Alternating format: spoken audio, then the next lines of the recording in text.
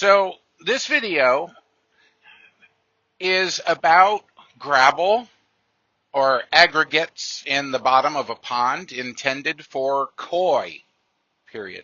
I don't think anyone is arguing that ponds are pretty with aggregate or gravel in the bottom, and I don't think anyone is arguing that aggregate bottom or ecosystem ponds are in any way hazardous for pond fish. But I think the consideration has been, with a certain degree of bias and myopia, that koi shouldn't be raised in aggregate bottom ponds. And I don't think that's right. So my main thing on this subject is that gravel bottom ponds and koi museums are not mutually exclusive. I could make a few very good arguments for ponds that do not have gravel on the bottom, where management of all parameters of water quality, especially nitrate and beneficial bacteria, is entirely on the owner. I also think with koi museums and they're kind of, say koi museums isn't meant in the derogatory, because what we're talking about are facilities that are more architecturally defined. They have rubber liners, typically. They can be other materials. Polyurea spray-on is really smexy. Gunite happens, all of that, but not gravel, not really so much relying on live plants, and the water turnover is handled in different ways. Those are what they would call clean bottom ponds, and they're generally accepted as the preferred best practices for koi, and that's fine, and there's nothing wrong with feeling that way. However, in the same breath, turning around and saying that aggregate bottom ponds are bad for koi, I actually heard someone say with a straight face that existing on gravel in a gravel bottom pond caused tumors in koi. And they didn't laugh or look around when they said it. It was like they actually believed that. I was really kind of stunned, and I was waiting to find out that I was being punked by Ashton Kutcher. Anyway, gravel bottom ponds have their advantages, and there's a lot of reasons. And the purpose of this video, first, was to say that it doesn't have to be an either-or situation. The purpose of this video is not to extol or detract from the concept of clean bottom ponds. It's basically just to go over some of the reasons you might consider to be advantages of a gravel bottom system. So let me get started in no particular order. First, when you say gravel, I think a lot of people picture the crushed granite stuff that is fairly rough on the surface, and that's fine. You could use that, and it really wouldn't be that big of a deal unless the pond was quite shallow and the fish were really like abrading themselves on it. But the fact of the matter is that underwater, there's a lot of green stuff and biofilm that slimes up pretty much everything underwater. So that gravel would be like okay, but in the applications I prefer to see, you would use something like pea gravel or river gravel, or what I use is river pebbles. They're about the size of a nickel. Some people use bigger stuff, some people use smaller stuff. I would love to have the money to do a gravel bottom pond with a Mexican river rock. That sleek obsidian round rock's gorgeous. I think that's probably what they have in heaven when you die. So it's gravel on the bottom of the pond, and there's the criticism of that the gravel traps and holds debris, which it exactly does, sort of. So one way it doesn't trap and hold debris is if the gravel is shallow enough. If you've seen ponds with 6 and 7 inches of gravel in them, either it's not being maintained correctly and the gravel is snow drifting, which is a thing, or they're not maintaining the pond, or the fish are not sifting it of course, you might not have koi that are big enough to turn it over, but in a properly done aggregate bottom system, koi of much size at all, 9, 10, 12 inches and up, can turn over the average size gravel used in an aggregate pond that's shallow enough almost down to the liner, which is almost good enough. Also consider your biofilter collects up fish poop in a box outside the pond, which is fine with biological processes going on in it. In the ecosystem pond, your gravel is catching the same biofilm. And don't say it catches more of it because you're feeding the fish the same in a ecosystem pond as you are in a biofiltered system. It is admissible that the biofiltration system, the box on the side of the pond or the bead barrel or whatever it is that you're using, is cleanable, more cleanable. And that is absolutely true. And there are some advantages to that. This is especially true if the pond does not have the benefit of live plants, or if the pond is relying heavily on UV, which is UV ultraviolet sterilization. Water goes through there and algae is killed. Algae is trying to use nitrates for fuel, and in the absence of live plants, it is very likely to succeed, hence the application of an ultraviolet sterilizer. And ultraviolet sterilizers are fine. It's a way of doing things. But ultraviolet sterilizers kill a lot of junk. And I'll talk about those a little bit later. So an aggregate bottom system with smooth gravel at the proper thickness with koi that can turn it over is pretty smexy, really. It looks better. And because of live plants in substance and semi-regular water replacement, 10% per week or two, is very reasonable. Its maintenance interval is stretched out to about a year. In other words, that gravel bed properly done with a filtration system to a certain extent functioning in the waterfall and at the top of the waterfall, unless heavily loaded, is fine for a year, which means that the homeowner who prefers the simplicity of the more primitive aggregate bottom pond doesn't have to mess around with valves or beads or filtration media or cleaning filtration media or watching your pressures or making sure that your the filter pump doesn't puree debris and then put it into, so there's just a lot less stuff that you have to worry about.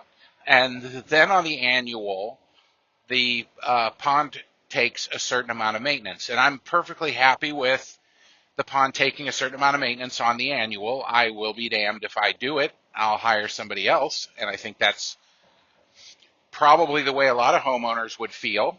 But whether I do it or somebody else does it, it's the same thing, basically. The gravel has to be, almost always has to be cleaned out.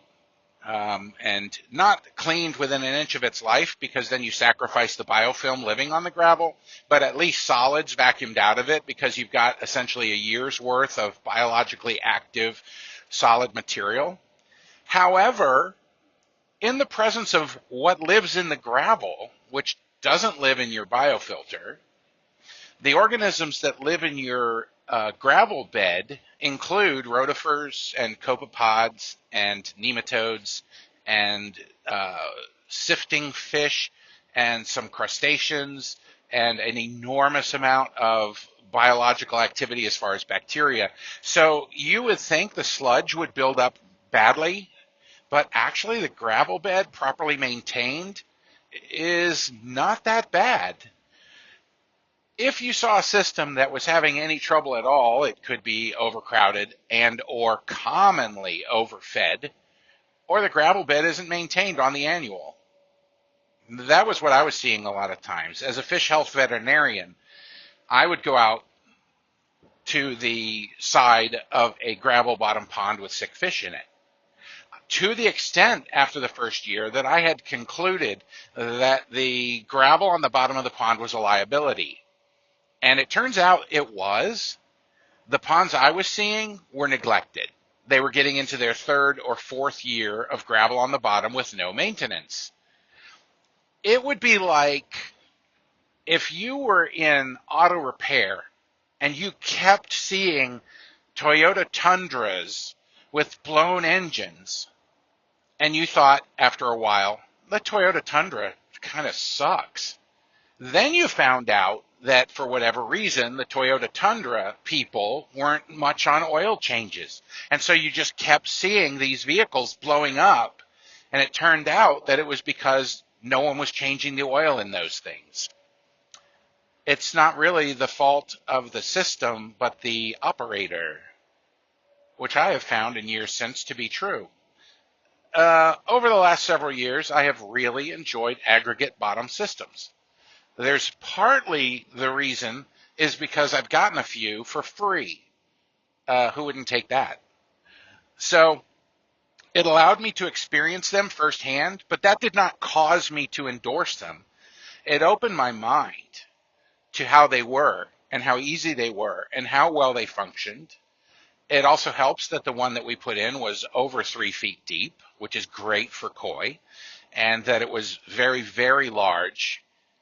But see, here's the thing. People say gravel bottom ponds are awful. They hold debris, they grow nasty bacteria, etc. And it's kind of like, well, build one that's big enough. It's scalable technology. It's not like ecosystem ponds are limited to a particular size. Yeah, like if you're looking at an ecosystem pond and you build it at, say, 1,000 gallons, it's going to significantly limit what you can put in it as far as number of fish and your success therewith. But that would be true if you had a bead filter on an 800-gallon system. The bead filter can only do so much. So filtration is kind of a thing in a curated pond, but in a gravel pond, the whole thing is a filter. And it requires its annual care. And people hate that annual care. Some folks would say it's easier to turn a knob every week and check a gauge to know that you're supposed to, and discharge water every week than to do a great big annual clean out. I guess it's whatever floats your boat, to each his own. I like the annual maintenance because the ecosystem remains very, very stable for pretty much the entire year with a reset in the spring ostensibly. And some of the installers and maintenance people on ecosystem ponds, the CACs in particular, are deploying tech that allows the annual clean out on the yearly in the spring to be of great value as far as pruning plants and assessing the overall health of the system, redistributing gravel so it's not too deep in any particular area by snow drifting, and even more importantly, handling the fish once a year is not as big a deal as you would think if you do it right. And the CACs are being taught to use sock nets, which are sleek and elegant method of handling the koi, and also not to carry them in nets, and to use bowls and better ways of housing the fish on the edge of the pond while you're doing your clean out and running the system for a day before putting the fish back in and possibly risking some air bubble / chlorine shock issues. So things are getting better in the fish handling area, and even more importantly, in the spring, when you're doing your clean out, a lot of these guys are carrying a field scope with them, and they're actually assessing the presence or absence of parasites on the fish as they go into spring, which is an enormous value because springtime is when those parasites matter the most. And so if you're doing your clean out pretty early in the spring, which is a good idea, and you're biopsying for parasites at the same time, you're ready. You're able to identify your bad actors and deal with those preemptively as opposed to discovering them along with sores on the fish later in the spring. Now, that's not to say that it wouldn't be a good idea to do biopsies on fish in the spring in any system, including a curated bare bottom pond. Knock yourself out. Good idea. But I've always said that people with microscopes have an easier time with fish health than anyone else because, there's 5 or 6 different parasites that you're supposed to know, and they're easy to recognize, and I got videos of all of them in my YouTube channel, so if you don't know what they look like, it's just because your head's been in the sand. No offense. Hashtag kidding, not kidding. Back to ecosystem ponds. I told you that I was going to illuminate you on what is in the aggregate on the bottom of a ecosystem pond at equilibrium with water, fish, and live plants. Let's not forget the live plants. They're a thing. If I had an aggregate bottom pond and it didn't have live plants, I wouldn't really be thrilled much, because it would mean without live plants that I was basically going to farm algae. In the presence of live plants providing a certain degree of shade, like hyacinths and lilies in that, providing a certain amount of shade to the bottom of the pond and as well nitrogen competition, algae isn't really a thing all year round. There's a bloom in the spring as the biological filtration system kicks off and a lot of nitrogen dumps in the system before the plants can compete. So algae greens up the pond, and then there's things they do, and then the live plants kick in, and then the algae is like not a thing. In the gravel, there's a couple of things that really, really matter, and a lot of this stuff becomes a non sequitur, aka impossible, with a UV system running, which a lot of times you have to do in a curated pond because there's nothing to reduce the nitrate. So algae is more of a year-round thing, or at least during the summer. Without a UV and with gravel for them to live in, there are nematodes, which are little tiny worms that go through, and they're fairly effective at keeping things aerated at the bottom in the gravel. And there are consumers of some of the solid material in the bottom of the pond in the nematode class. There are crustaceans, certain burrowing crustaceans, and even some crayfish that can live in a system like that, obviously if you introduce them, that keep the gravel turned over and can have a nutritive value to the koi because they will eat, sift and eat snails and small crustaceans in the gravel, which is kind of sort of why they're turning the gravel over, is looking for junk to eat in the gravel. It's kind of the reason their mouths are made that way. There are beneficial bacteria that live in the gravel, and in particular, there are bacteria that can produce certain proteins. Plants can do the same thing. They're agglutinins, they're sticky proteins.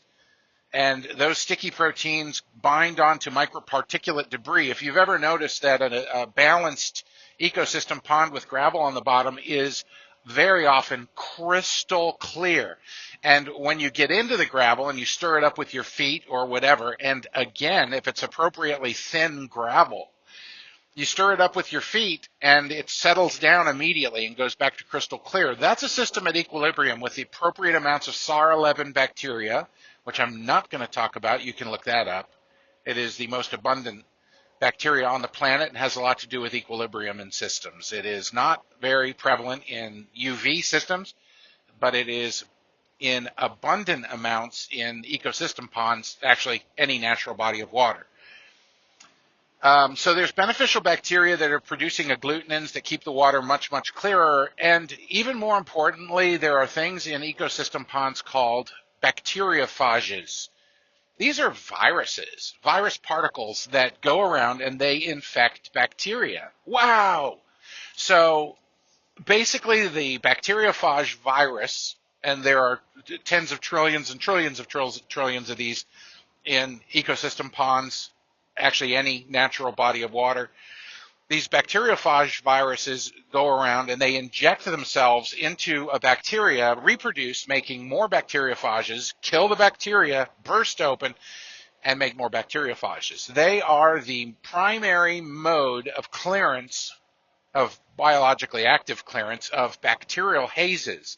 One of the reasons water isn't always cloudy with bacteria is because of these bacteriophage viruses. Yay! Well, those viruses can't go through a UV and live. And like I said, UV is pretty important in systems that don't have live plants. which is a lot of systems that don't also have ecosystem features like gravel. So you kind of get the idea. But does that mean that non-gravel ponds are bad? Do you absolutely have to have those bacteriophages? No, you don't. Because you have filtration systems on the museum curated ponds, you have filtration systems, and you have the UV, and you have other ways of clearing bacterial hazes. They're not natural, and when your UV gives up, you suddenly have bacterial hazes again, or when your filtration system is clogged and slows down, you get bacterial hazes and other signs of filtration failure. Whereas keeping bacteriophages and agglutinins and rotifers, copepods, and nematodes in your gravel is pretty much effortless year-round. Even during the winter, really, except that the biological activity of those organisms is decreased, and your beneficial features of plants as your nitrate reducer are substantially reduced because of winter. But then that's kind of the reason we don't feed in the winter, is to take it easy on the nitrogen cycle. So you're looking at a ton of natural biological processes in an ecosystem pond. And I'll say it again, you let that ecosystem pond get neglected, and it's not going to function the way it's supposed to. You overfeed it, you overcrowd it, you're not moving enough water, the gravel gets too deep or was installed too deep. Those are things that interfere with the function of it. And you could say, damn it, to the gravel system that's been neglected like that, but you could also say the same thing for any other filter modality that's neglected. Seriously. So filtration ponds with clean bottoms aren't superior to, but they're not inferior to ecosystem ponds. It's just that in the curated clean bottom pond, you are responsible for your bacterial hazes. You are responsible for your nitrate reduction. You are responsible for your water replacement. You are responsible for pretty much everything, including every source of food, whereas gravel beds and ecosystem ponds have a lot of that junk taken care of naturally. So which would you rather have?